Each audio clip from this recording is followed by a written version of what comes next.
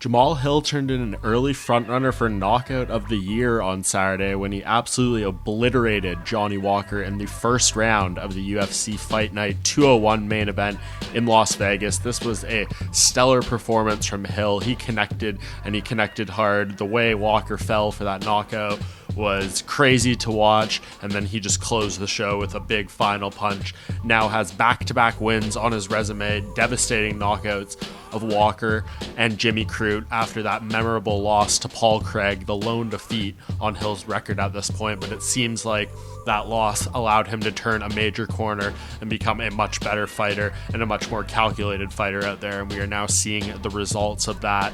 Question is, where does he move forward from here? The top of the light heavyweight division, a little bit murky right now. It's an interesting time. Of course, we have a title fight scheduled between Glover Teixeira and Yuri Prochazka at UFC 274 on May 7th. Of course, we have Jan Blachowicz and Alexander Rakic likely to fight. We have a main event coming up between Thiago Santos and Magomed Ankalaev. Definitely some big fights coming up in this weight class right now.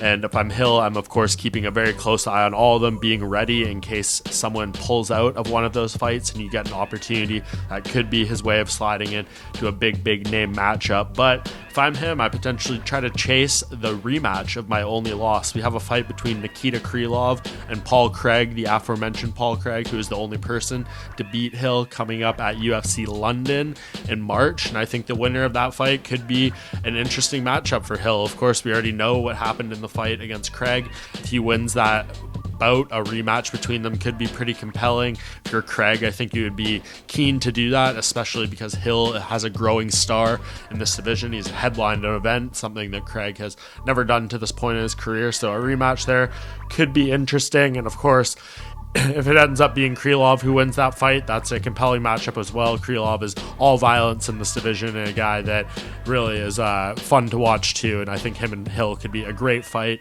if they want to go in the direction of a different opponent. I like the name Dominic Cruz suggested on the broadcast and Volkan Ozdemir. I think that could be a good test. Ozdemir, although he has lost his past two, I think would be a good matchup for Hill and someone who can kind of test exactly where he stands in this weight class. So I think if you're Hill, you're just looking for any top 10 name that ends up being available. If you can get that rematch with Craig and it works out and the stars align, that's great. But if not, I'm staying ready in case an injury, a positive COVID test, something of that sort happens and someone falls out of one of these upcoming light heavyweight fights. Otherwise, I think a matchup with Ozdemir could be good. A lot of big names right now, potential matchups for Hill in this light heavyweight division, coming off the brutal KO of Johnny Walker.